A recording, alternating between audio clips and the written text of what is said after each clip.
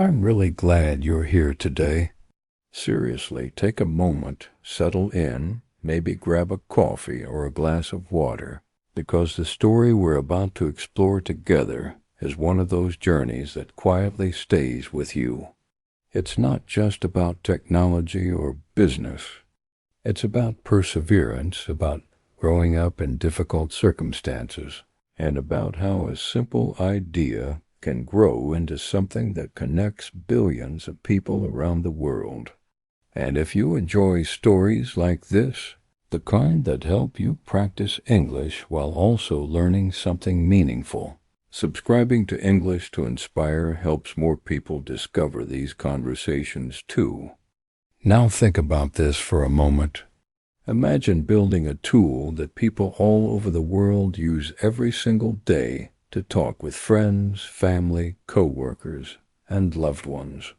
Messages flying across continents in seconds. Photos shared between grandparents and grandchildren. Friends laughing together through voice notes, even when they live thousands of kilometers apart. The app behind many of those moments is WhatsApp, created by a quiet, determined engineer named Koum. Today, WhatsApp has billions of users, but the man who helped build it did not grow up with computers, money, or opportunity. In fact, his early life was almost the opposite of the world he would later help create.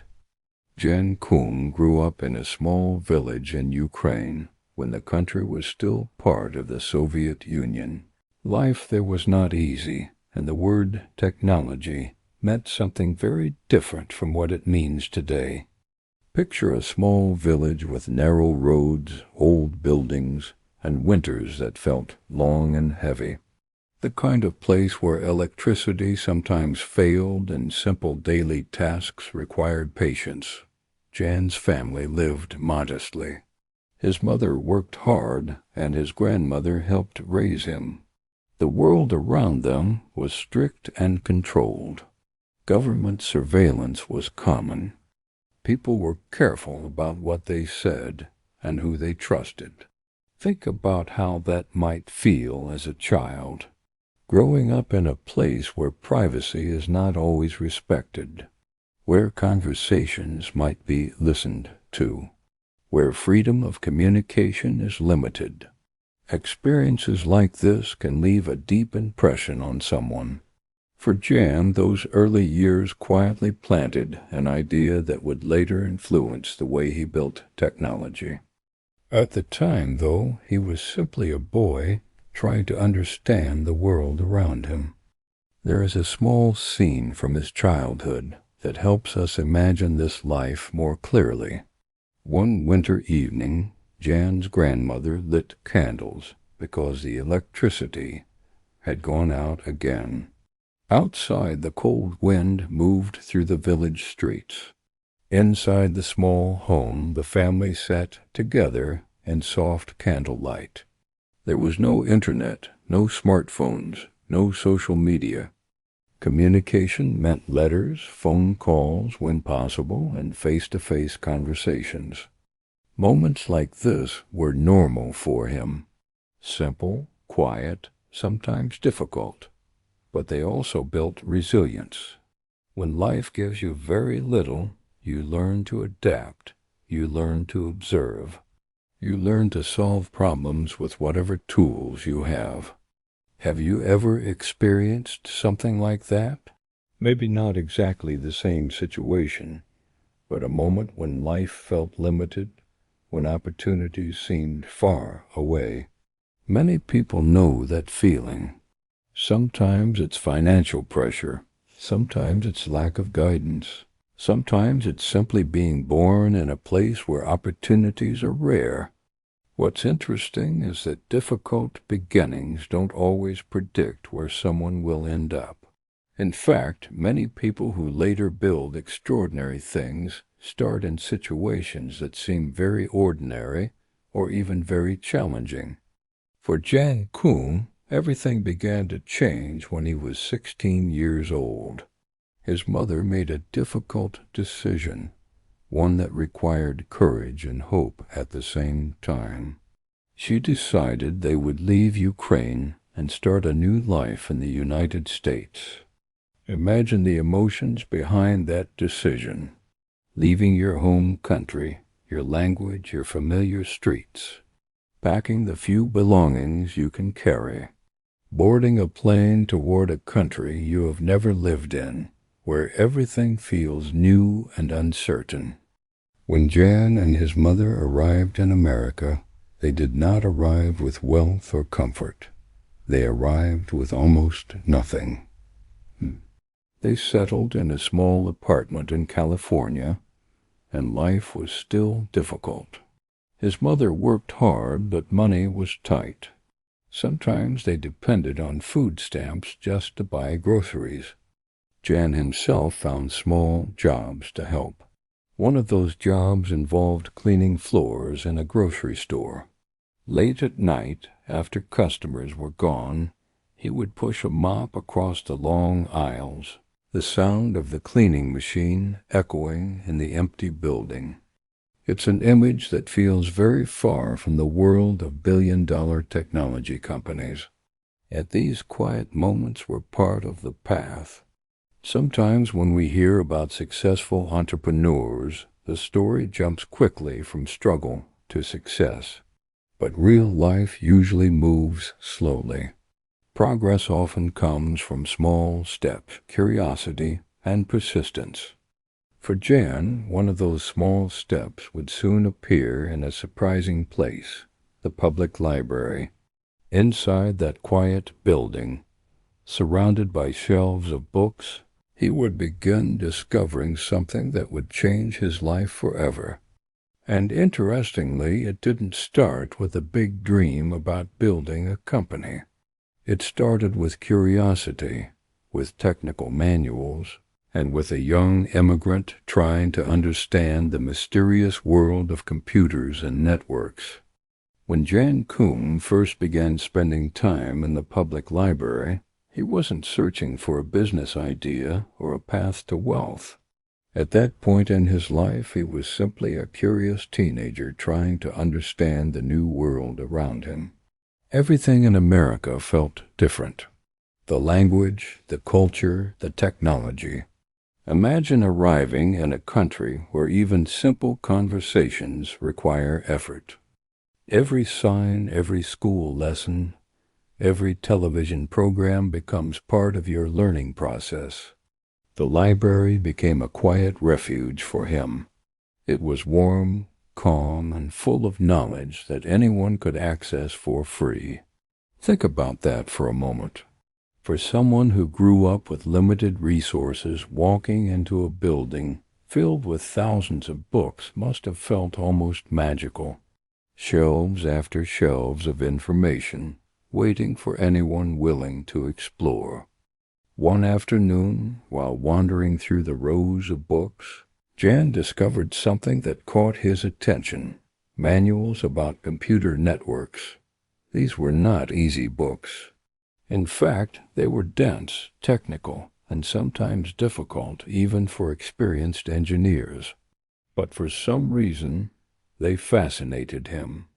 The idea that computers could communicate with each other across long distances felt almost like a secret system hidden beneath everyday life. So he began reading them, slowly at first, sometimes rereading the same pages again and again to understand the meaning. Remember, English was still new for him, and technical language made it even harder. But this is where something important about Jan's personality began to show. He was patient. When something confused him, he didn't give up easily. Instead, he kept digging deeper until the idea made sense. Picture him sitting at a wooden library table with a thick manual open in front of him, the quiet sound of pages turning. Find the quiet sound of pages turning. A pencil in his hand as he writes notes in the margins of a notebook. Outside the windows, the California sun moves slowly across the sky. But inside the library, he remains focused on understanding how computers talk to each other. Have you ever experienced that kind of curiosity? The moment when a topic grabs your attention so strongly that you forget about time? Maybe it's technology, music, art, or even a hobby like cooking or photography. When that spark appears, it can quietly shape your future. For Jan, that spark became a deep interest in programming and computer networks. He didn't have expensive equipment at home, and he didn't have private teachers guiding him. Much of what he learned came from those library books and from experimenting whenever he had access to a computer. One story from this time shows how serious he became about learning. Jan joined a small online community of programmers and security enthusiasts. These groups often discussed how networks worked and how software systems could be improved or protected. Sometimes the conversations involved exploring weaknesses in systems, not to cause harm, but to understand them better. Through these discussions, Jan developed a reputation as someone who understood the technical side of networks very well. He asked good questions. He tested ideas. He tried things himself instead of just reading about them. But learning new skills doesn't mean life suddenly becomes easy. Around this time, Jan faced another painful challenge.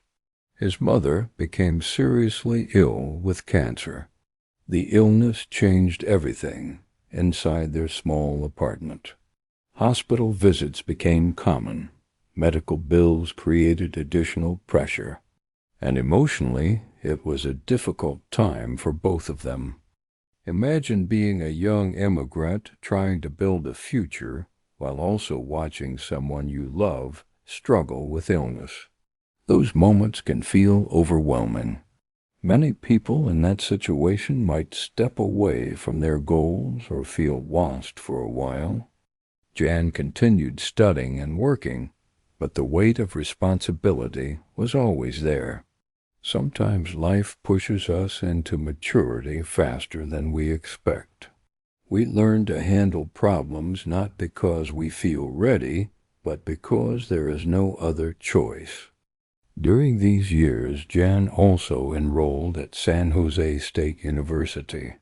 The campus was located in the heart of Silicon Valley, a place where technology companies were growing rapidly. Students around him were dreaming about careers in software and engineering. But something interesting happened.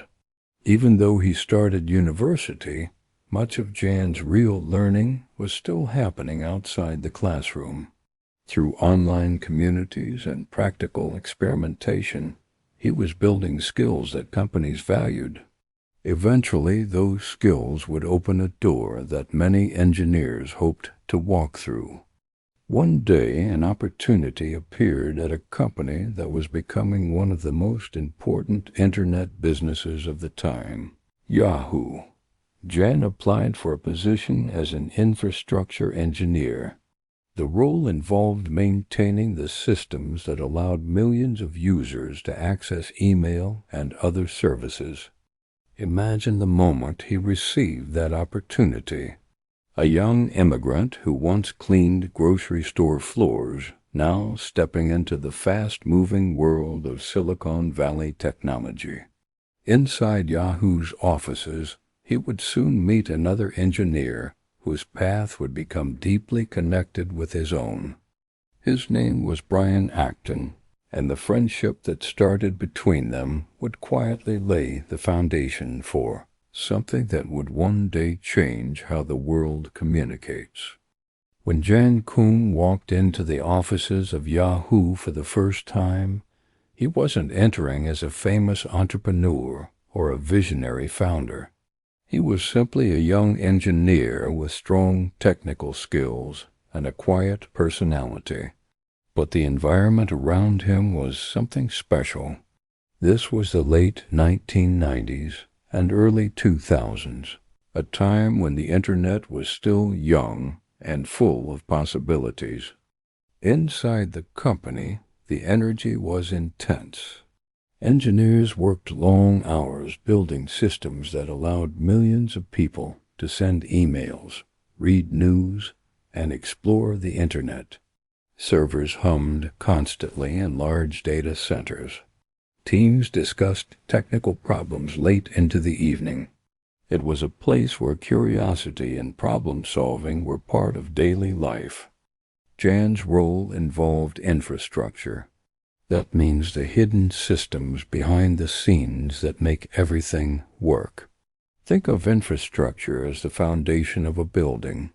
When you open a website or send a message, you don't see the servers, the networks, or the code managing those connections.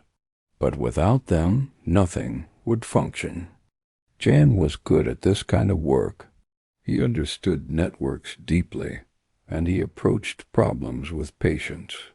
Colleagues noticed that he didn't talk a lot, but when he spoke, his ideas were thoughtful and precise. Around this time, he met another engineer named Brian Acton. Brian had been working at Yahoo for several years already, and his personality was a little different from Jan's. He was friendly, relaxed, and easy to talk to. While Jan tended to be quiet and focused, Brian often brought humor into conversations. At first, they were simply co-workers, but over time something stronger developed: trust. They worked together on technical challenges. They discussed problems during long workdays. Sometimes they shared meals or talked about life outside the office. Friendships like this often grow slowly. It isn't a dramatic moment. It's a series of small interactions that build respect. You begin to realize that the person next to you sees the world in a similar way. One small scene from those years helps us understand their connection. Imagine the two of them sitting in a cafeteria area late in the evening. Many employees have already gone home, but engineers often stay late when systems need attention. On the table are coffee cups and laptops. The conversation moved between technical topics and everyday life. Brian might ask, "What are you working on tonight?" Jan explains a network issue he's been studying, describing the system with careful detail. Brian listens, nodding, occasionally offering a suggestion or joke that lightens the mood. These moments may sound ordinary, but they matter. Many successful partnerships begin exactly this way, with shared challenges and mutual respect built over time. For almost 9 years, Jan worked at Yahoo. During that time, he gained something extremely valuable: experience. He learned how large systems operate. He understood the importance of reliability, meaning that technology must work consistently for millions of people. Think about this idea for a moment. Many products fail not because the idea is bad, but because the system behind them cannot handle growth. When millions of users arrive, weak technology collapses. But Jan was learning how to build systems that could survive heavy traffic and constant use. At the same time, something else was happening quietly inside him. Even though Yahoo was a successful company, the daily work sometimes felt repetitive. Maintaining existing systems is important, but it can also feel limiting if you are someone who enjoys creating new things. Have you ever felt that way in your own life? Maybe you have a stable job, but a small voice inside you wonders what else might be possible. That feeling can be uncomfortable because stability is safe, and stepping away from it brings uncertainty. Jan and Brian both began feeling that restlessness. After nearly a decade, they had learned a lot, but they were also ready for a change. So in 2007, they made a bold decision. They left Yahoo. Imagine that moment, leaving a stable job in Silicon Valley without a clear plan. No new company waiting for you. No guaranteed paycheck. Just the belief that it was time for something different. Many people would hesitate before making a decision like that. Security can feel very comforting, but sometimes growth requires stepping away from what feels safe. After leaving Yahoo, Jan and Brian took some time to travel and reflect, and they were not rushing to start a company immediately. Instead, they allowed themselves to think about what they truly wanted to build. Eventually, both of them applied for jobs at one of the most exciting technology companies of that moment, Facebook. But something unexpected happened. They were rejected. At first, that rejection might have felt disappointing. Imagine preparing for an opportunity, hoping to join a company that is growing rapidly, and then receiving the message that they chose someone else. Many people would see that as a closed door. But sometimes rejection quietly pushes us toward paths we never would have considered otherwise. For Jan Koum, that closed door would soon lead him toward a simple idea involving smartphones, contact lists, and a new way for people to stay connected. An idea that would eventually become one of the most widely used communication tools in the world.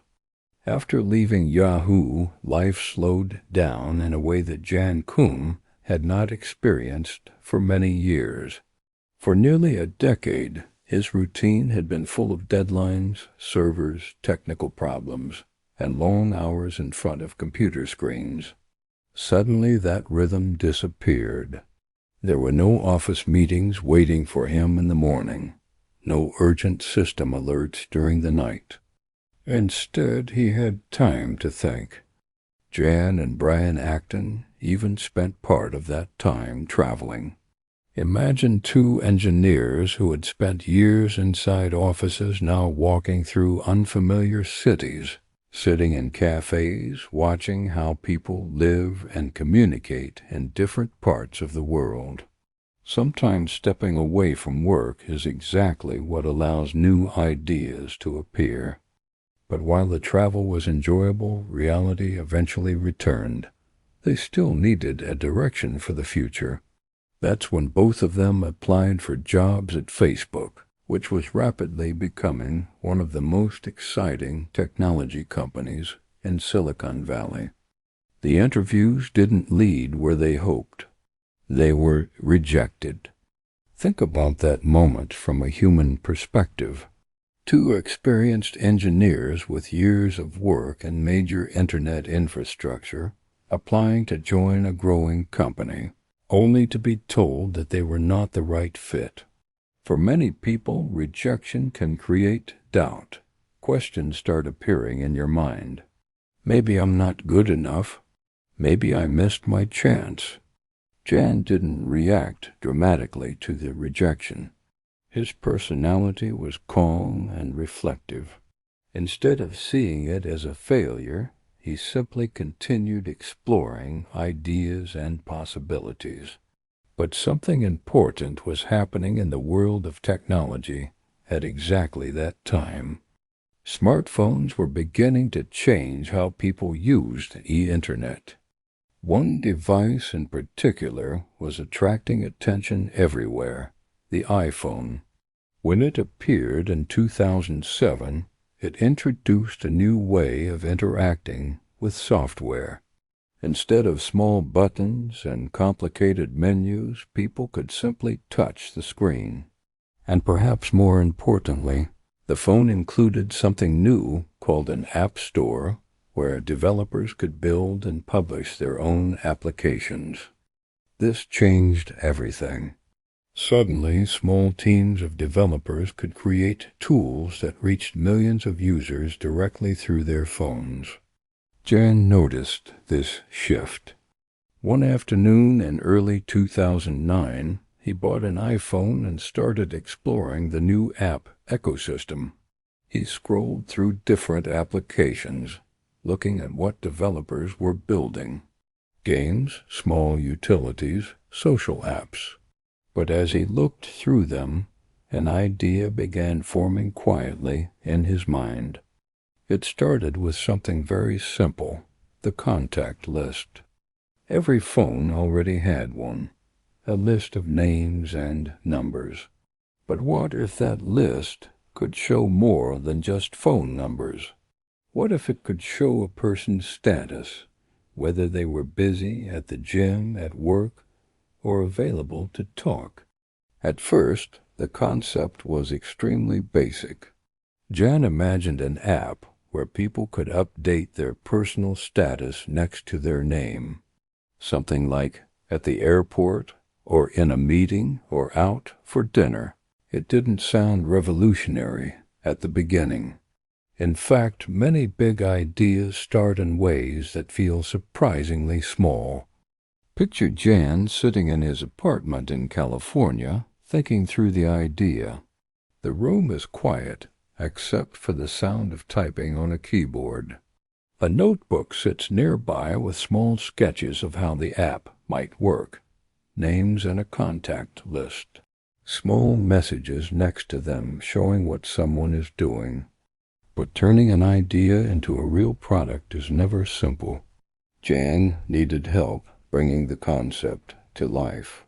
So he called the one person he trusted most for honest feedback, Brian Acton. Imagine the conversation between them. Jan explains the idea slowly. An app connected to your phone contacts. A simple way for people to update their status. Brian listens carefully. At first, the idea seems modest, maybe even a little unclear, but Brian believed strongly in Jan's technical abilities. More importantly, he believed in the way Jan thought about products, simple, useful, and respectful of users. So Brian encouraged him to keep building. Jan began working on the first version of the application. He named it WhatsApp, partly because it sounded like the casual phrase people use in conversation. What's up? But the early versions were far from perfect. In fact, the first attempts were frustrating. The app crashed frequently. Notifications didn't work reliably. Sometimes the system simply stopped responding. Imagine spending hours writing code only to watch the application fail again and again. There were moments when Jan considered giving up completely. At one point, the problems became so frustrating that he even thought about abandoning the project and looking for a regular job again. Have you ever experienced something like that? The moment when a project feels impossible. When progress seems slow and the results are disappointing.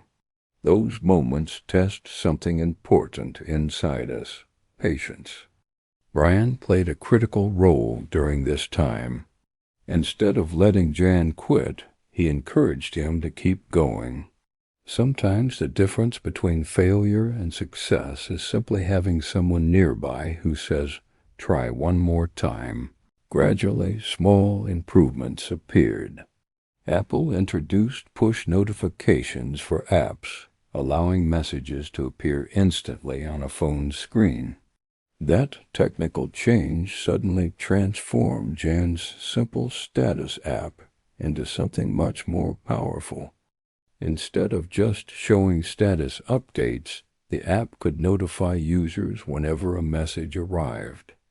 And that small technical shift quietly turned WhatsApp into something the world had been waiting for, a simple, fast way to send messages through the internet instead of traditional SMS. When the first real version of WhatsApp started working, Koum didn't celebrate with a big launch or a marketing campaign. In fact, very few people even knew the app existed. There were no billboards, no advertisements, and no dramatic announcements in technology magazines. It simply appeared quietly in the App Store. At that moment, the app was still small and simple. Users could open their contact list, see which friends also had WhatsApp installed, and send them short messages through the internet instead of traditional text messages.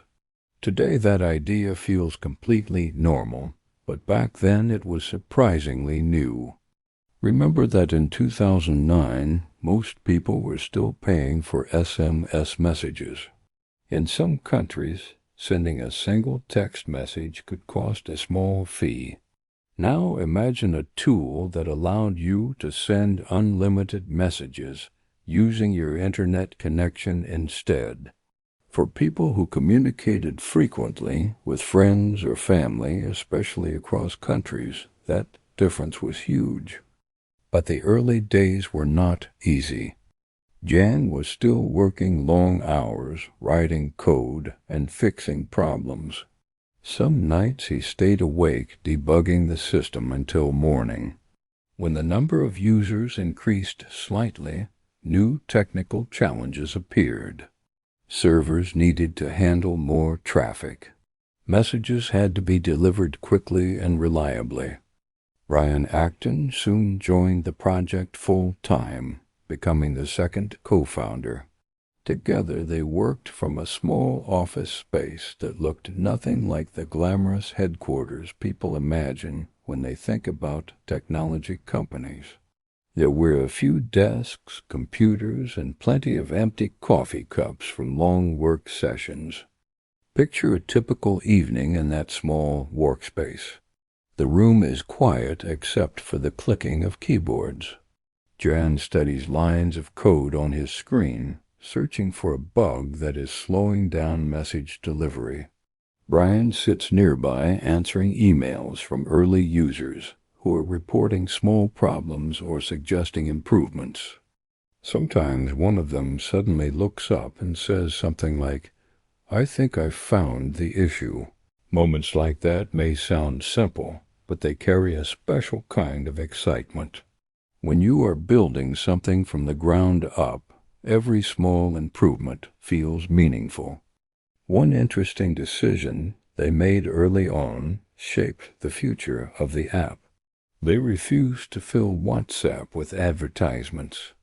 Think about that for a moment. Most internet companies depend heavily on advertising to make money. Ads appear on websites, inside apps, and across social media platforms. But Jan had a different philosophy.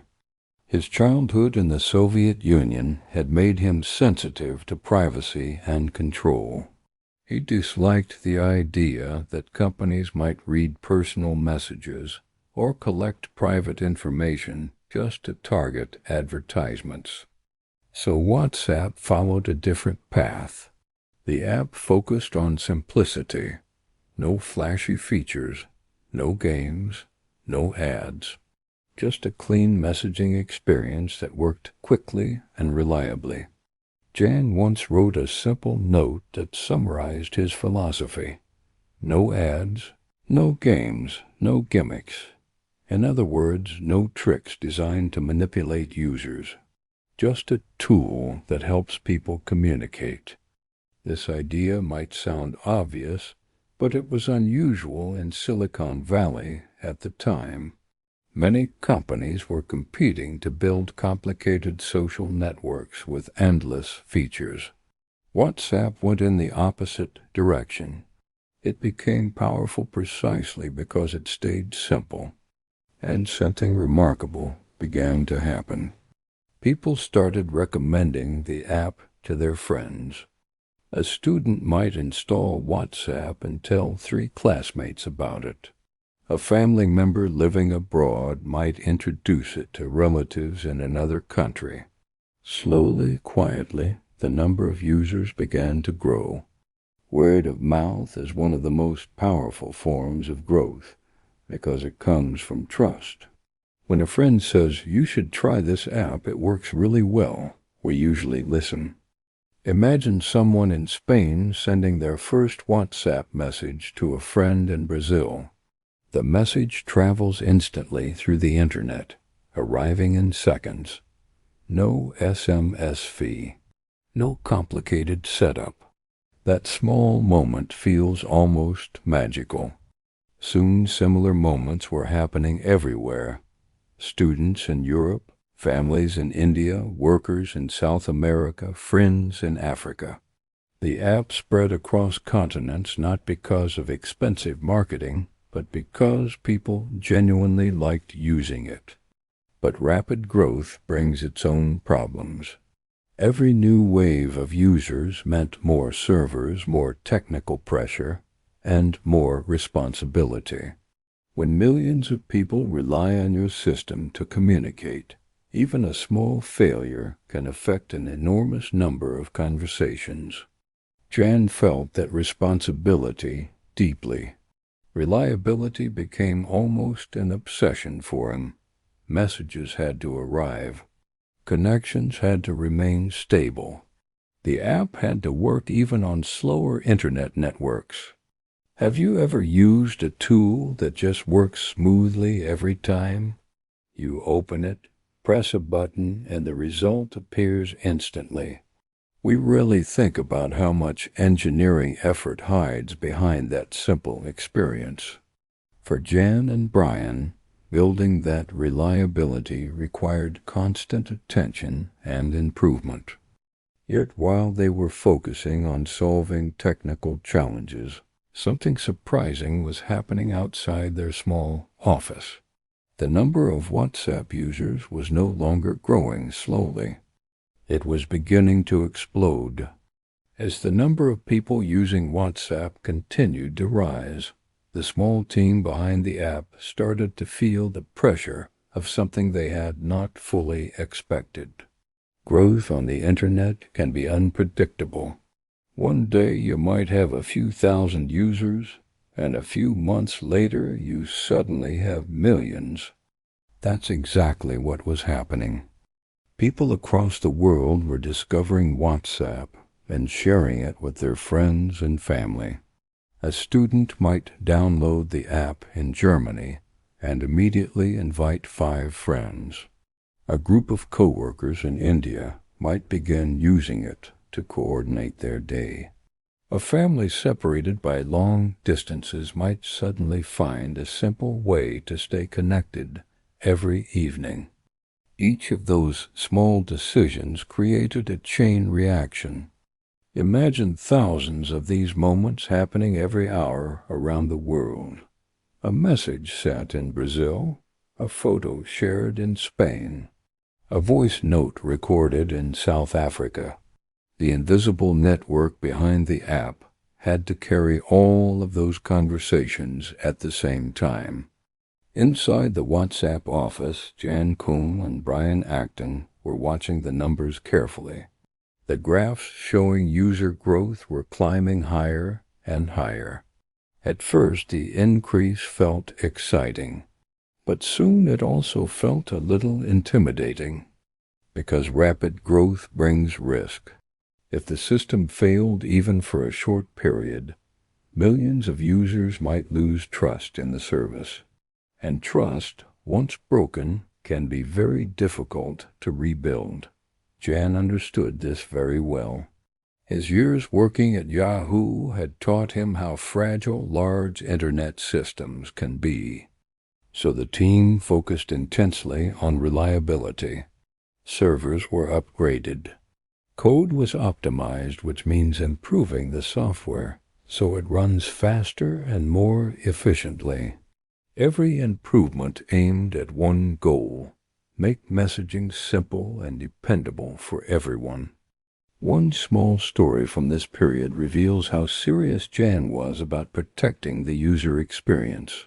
A large company once approached WhatsApp with a proposal to add advertising inside the app. From a business perspective, it sounded tempting. With millions of users, advertising could generate enormous revenue. But Jan refused. To him, the app was not just a business. It was a communication tool that people trusted with personal conversations. He didn't want ads interrupting those messages or companies collecting data about private discussions. Think about that decision for a moment. Many entrepreneurs feel strong pressure to maximize profits as quickly as possible. Investors often encourage rapid monetization, meaning turning a product into money fast. But Jan believed that trust and simplicity were more valuable in the long run. Have you ever used an app that started simple and then slowly filled with ads, pop-ups, and distractions? At first it works beautifully, and then over time the experience becomes frustrating. Jan wanted to avoid that path completely. Another interesting moment happened when investors began noticing WhatsApp's growth.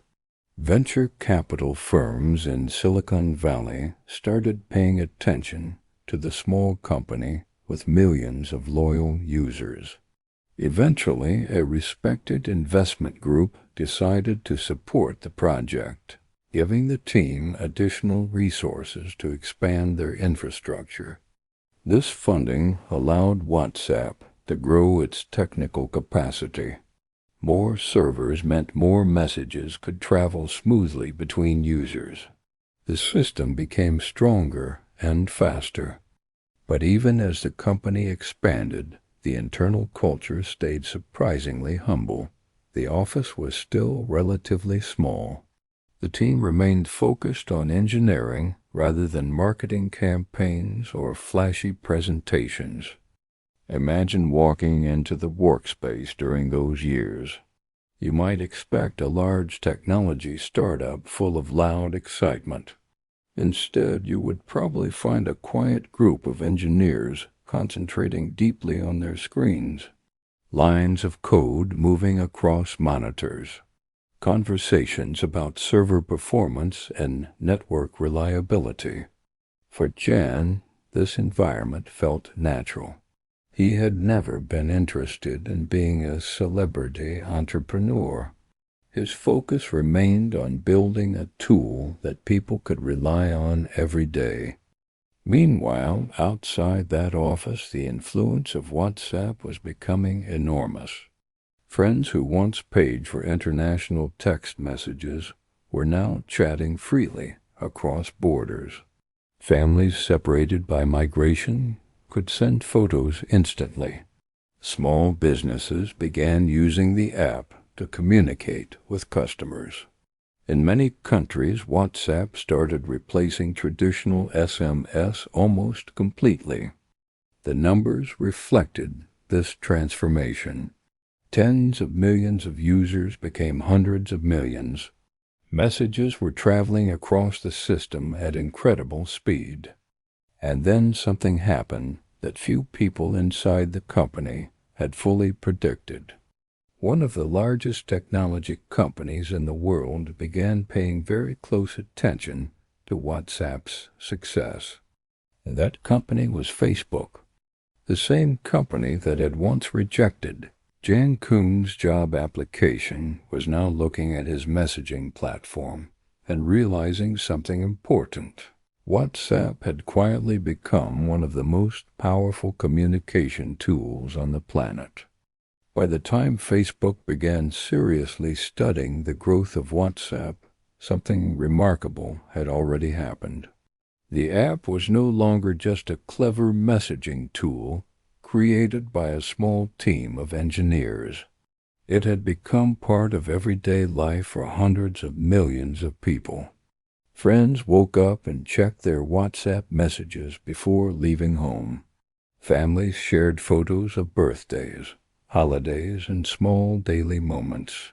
Groups of coworkers organized projects and meetings through quick conversations.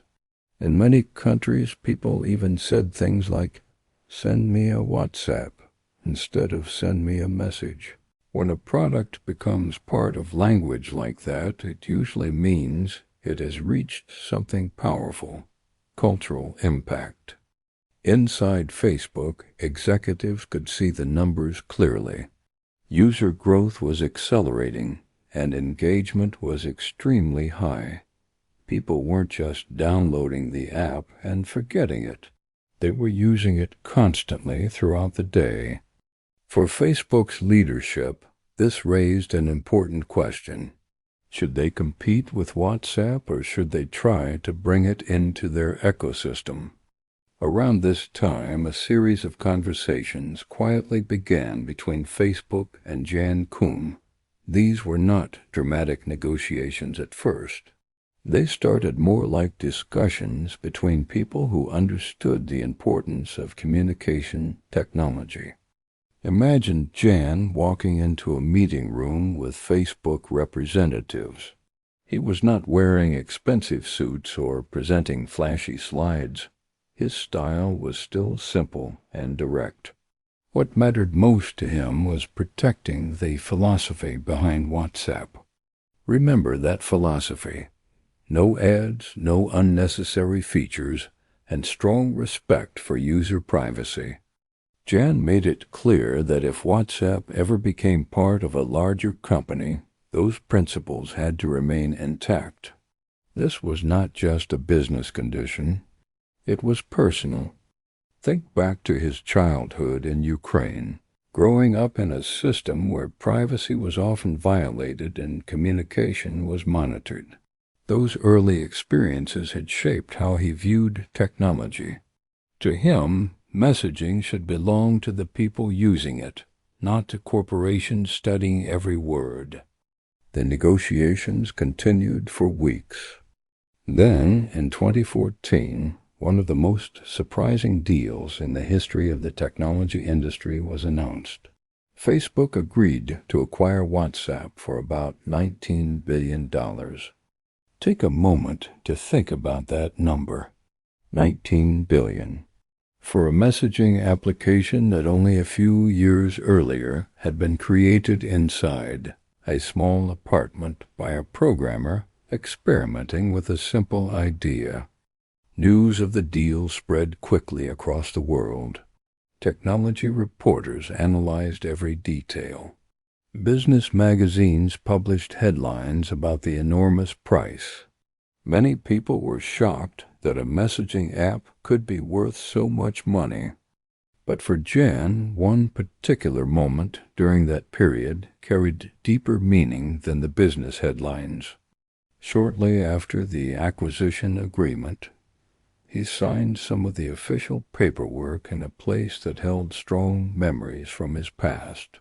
The same building where he and his mother had once received food stamps when they first arrived in America.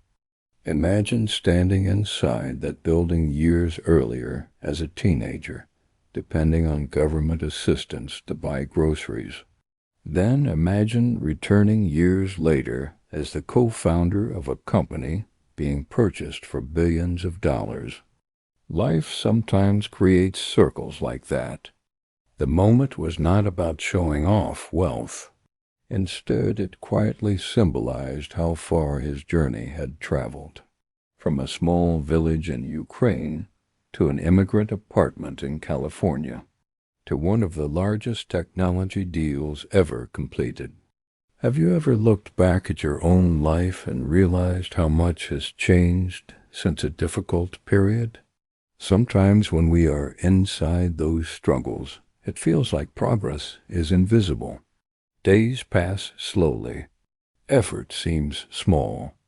But over years, those small steps can accumulate into transformations we never imagined. After the acquisition, Jan Koum joined Facebook's board of directors and continued leading WhatsApp as part of the company. The app kept growing, adding voice messaging, group chats, and eventually voice and video calls. But despite these changes, the core mission remained the same: simple, reliable communication between people anywhere in the world. Millions of conversations continued flowing through the system every minute. Parents speaking with children studying abroad. Friends sharing jokes during busy workdays. couples maintaining long-distance relationships. Each message might look small on its own, a few words on a phone screen, but together they formed a global network of human connection. And behind that network was still the same quiet engineer who once spent afternoons in a library trying to understand computer networks. After the acquisition by Facebook, many people expected WhatsApp to change dramatically. In the technology world, when a smaller company joins a giant corporation, the product often transforms quickly. New features appear, advertising sometimes arrives, and the original simplicity can slowly disappear. But Jan Koum worked hard to protect the spirit of the app. Inside Facebook's large and busy headquarters, there were thousands of employees working on many different products. Meetings were bigger. Decisions often involved more people. For someone like Jan, who preferred quiet engineering work and small teams, the environment felt very different. Still, he continued guiding WhatsApp with the same philosophy he had always followed. Keep things simple. Protect users and avoid unnecessary distractions. One of the biggest improvements during this period was security. As WhatsApp grew to hundreds of millions and eventually billions of users, the importance of protecting conversations became even greater. People were sharing personal photos, family news, and private thoughts through the app every day. To protect those conversations, WhatsApp introduced something called end-to-end encryption. Let's pause for a moment and explain that idea in simple words.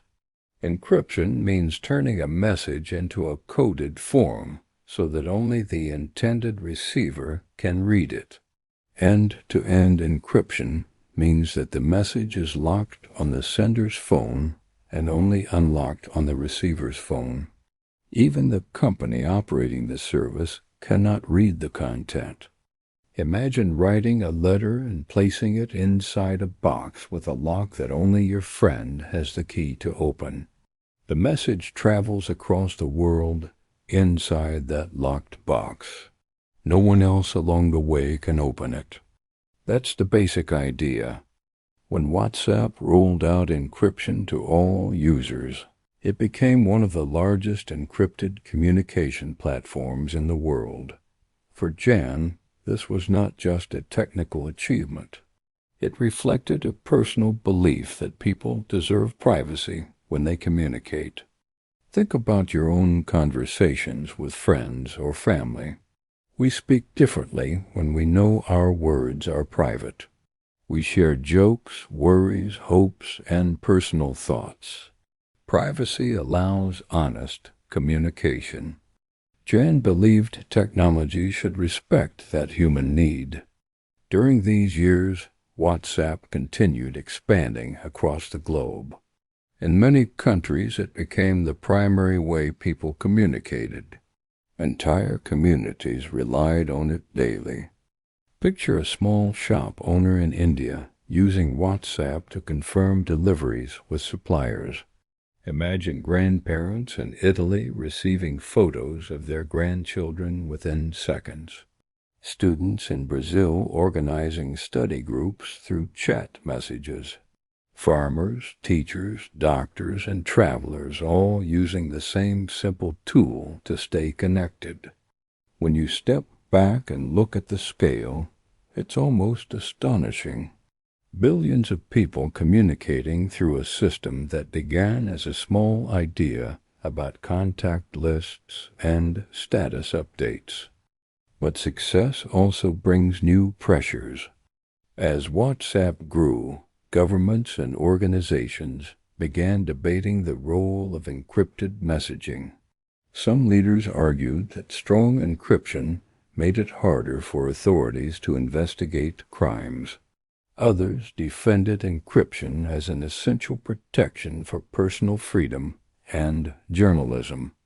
These discussions were complicated and often emotional. They involved questions about security, privacy, and the responsibilities of technology companies. For Jan, these debates were not abstract political arguments. They connected directly to his childhood memories of living in a place where private communication was not always safe. That history shaped his views strongly. He often reminded people that secure communication protects ordinary citizens, not just technology experts. Have you ever thought about how important simple communication tools are in daily life? A message saying, "I arrived safely." A quick note asking, "Are you okay?" A photo shared to celebrate a small victory. These moments may look small, but they build the relationships that support our lives. WhatsApp had become a quiet bridge connecting millions of those moments every day. And yet, even after reaching extraordinary success, Jan Koum himself remained a surprisingly private person. He rarely sought the spotlight. Interviews were limited. Public appearances were uncommon. Instead, he continued focusing on the product and on the values that had guided him from the beginning. But over time, differences in vision between him and Facebook's leadership began slowly appearing, especially around how user data might be used in the future. Those differences would eventually lead Jan to make another important decision about the direction of his life and his work. As the years passed after the acquisition, WhatsApp continued growing at an incredible pace. The number of users climbed into the billions. Messages, photos, voice notes, and videos traveled through the system every second. For many people around the world, opening WhatsApp became as natural as turning on a light or checking the time. Yet inside the company, Jan Koum was beginning to feel something slowly changing. Working within a large corporation like Facebook brought advantages. There were enormous technical resources, powerful infrastructure, and the ability to scale the product to billions of users. But large organizations also bring complicated decisions, especially when business models and values start pulling in different directions. One of the biggest questions centered on data and privacy. Facebook's main business model depended heavily on advertising. In simple terms, the company made money by helping businesses show ads to users. To make those ads effective, platforms often analyze user behavior and data patterns. But WhatsApp had always followed a different philosophy. From the beginning, Jan Koum and Brian Acton believed that private communication should remain private. They had built a system to collect very little information about users and to avoid advertising entirely. As discussions about future plans continued inside the company, these two perspectives sometimes clashed. Imagine sitting in a meeting where one group talks about business opportunities and revenue strategies, while another group emphasizes protecting user privacy at all costs. Both sides believe they are making reasonable arguments, yet their goals lead in different directions. For Jan, these conversations were deeply personal. His childhood memories in Ukraine had taught him how fragile privacy can be when institutions gain too much control over communication. That experience had shaped every decision he made while building WhatsApp. So when the company began exploring ways to integrate more data systems between Facebook and WhatsApp, Jan became increasingly uncomfortable. These moments can be very difficult in a career. Sometimes success brings you into environments where your original values are tested. The easy path might be to stay quiet and follow the direction of the larger organization. But another path requires courage, standing by the principles that guided you from the beginning. In 2018, Jan Koum made a decision that surprised many people in the technology world. He announced that he would leave Facebook and step away from his role leading WhatsApp.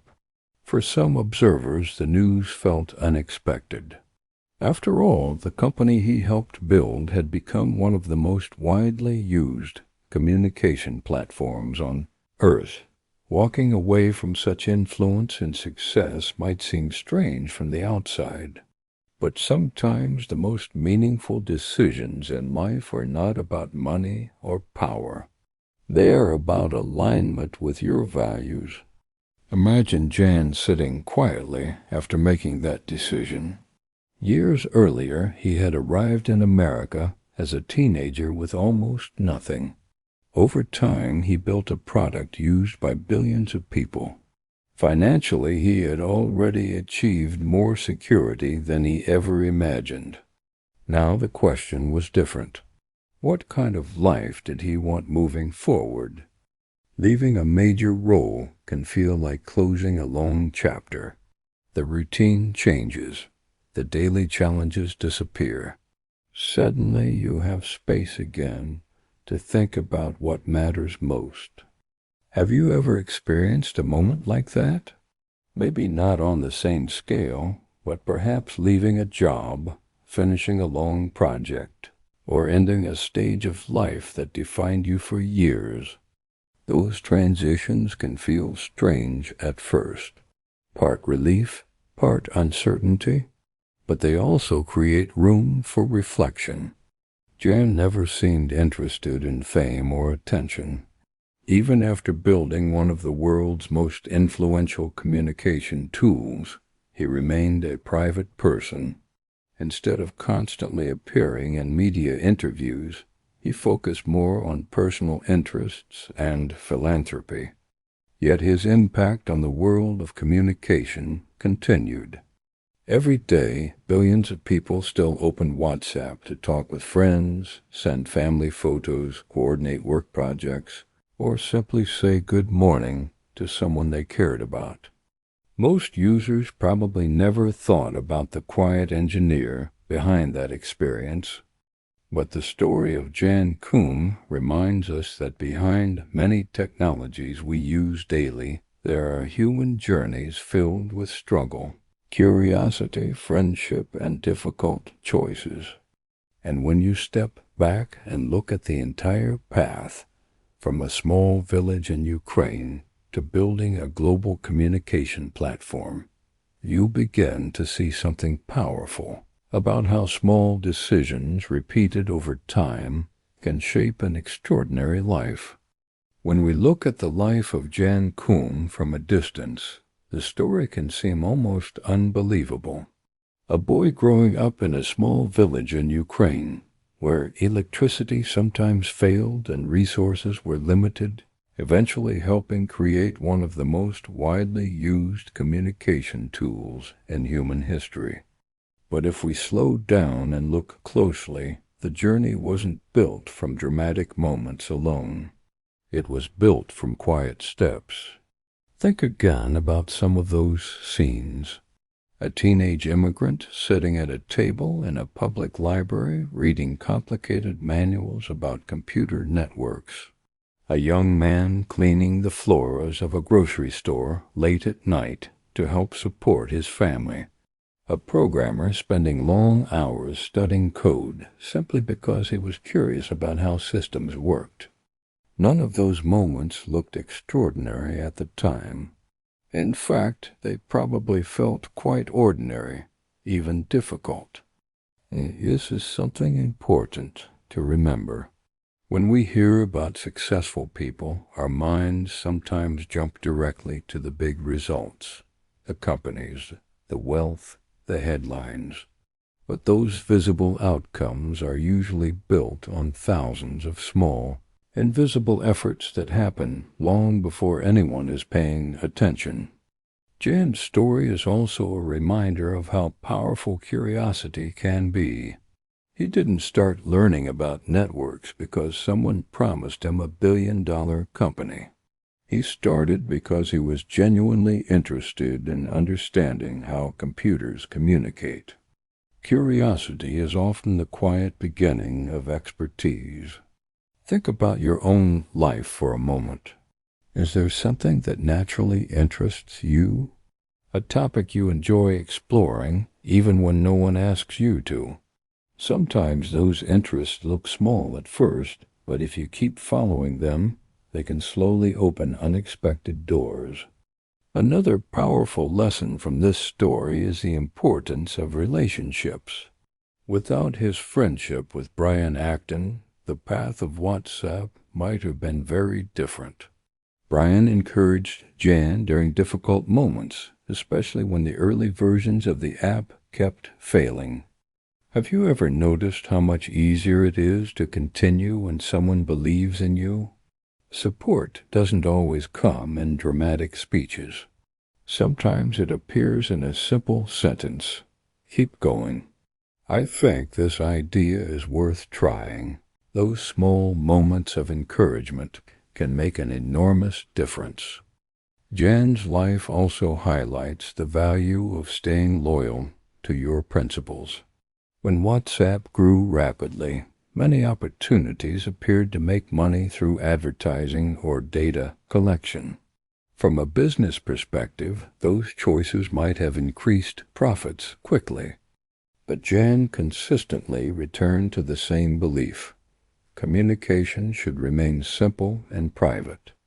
Even later, when working within Facebook after the acquisition, he continued defending that philosophy. And when the direction of the company no longer matched his values, he chose to step away. Decisions like that are rarely easy. Walking away from power or financial opportunity requires strong clarity about what matters most. Imagine being in that situation yourself. Would you follow the path that seems easiest, or the one that feels more aligned with your beliefs? Stories like this are not only about business success. They are really about human character, persistence, curiosity, integrity.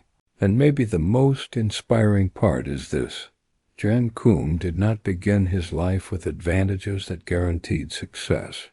He faced language barriers, financial challenges, and personal loss when his mother became ill. Yet those obstacles did not stop him from learning, building, and eventually creating something that changed how billions of people communicate.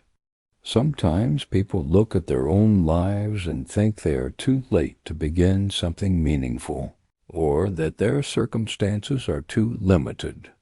But when you hear stories like this, it invites a different question. What small step could you take today that might slowly shape your future?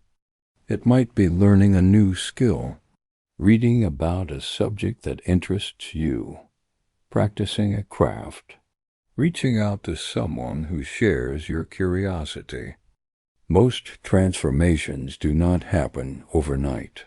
They grow gradually through patience and consistent effort. Somewhere in the world right now, someone is sitting quietly with a book, a computer, or an idea that no one else has noticed yet. At this moment, their work probably looks small and unimportant to outsiders.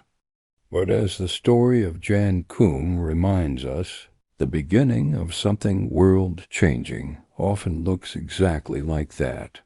One curious person, one idea, and the decision to keep going.